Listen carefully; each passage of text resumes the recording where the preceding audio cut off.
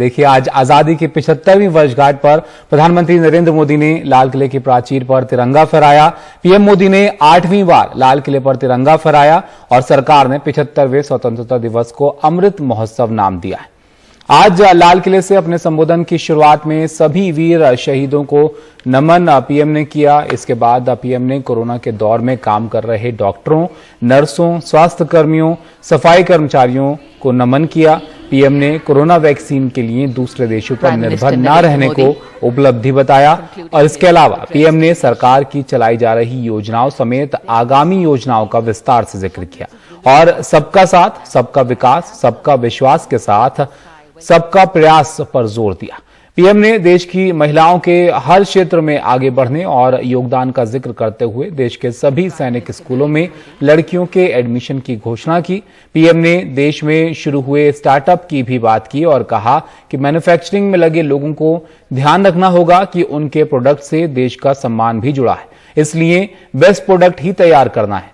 आखिर में पीएम ने एक कविता के जरिए यही समय है, सही समय है का मंत्र दिया। Writ large on their face.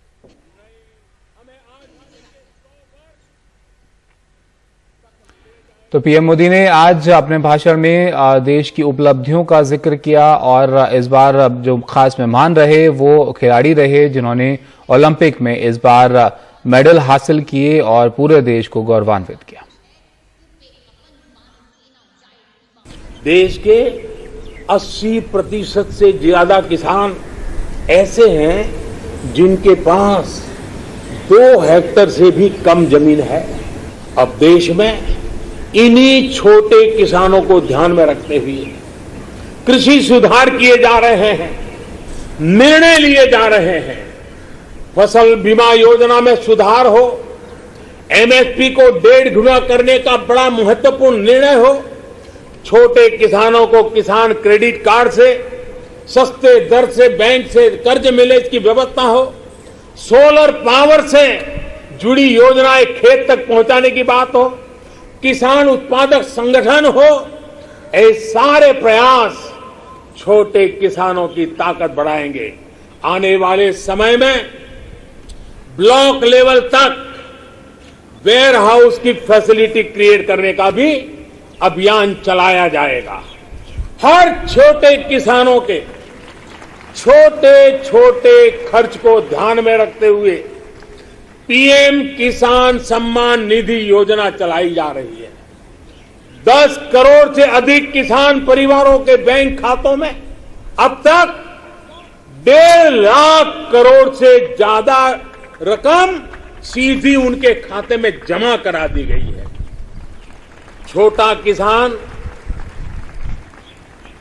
अब हमारे लिए, हमारा मंत्र है, हमारा संकल्प है, छोटा किसान बने देश की शान। ये हमारा सपना है।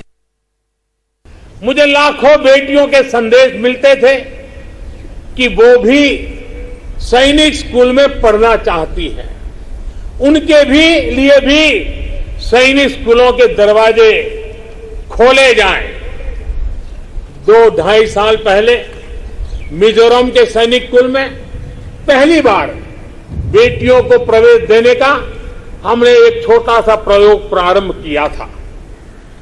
अब सरकार ने तय किया है कि देश के सभी सैनिक स्कूलों को देश की बेटियों के लिए भी खोल दिया जाएगा। देश के सभी सैनिक स्कूलों में अब बेटियां भी पढ़ेगी। बेवजह कानूनों की जकड़ से मुक्ति, ईज ऑफ लिविंग, साथ साथ ईज ऑफ डूइंग बिजनेस, दोनों के लिए बहुत ही जरूरी है। हमारे देश के उद्योग और व्यापार आज इस बदलाव को महसूस कर रहे हैं। मैं आह्वान कर रहा हूं और बड़े आग्रह से कर रहा हूं, केंद्र हो या राज्य, सभी के विभागों से मैं कह रहा हूं, सभी सरकारी कार्यालयों से कह रहा हूं, अपने यहां नियमों प्रक्रियाओं की समीक्षा का अभियान चलाइए।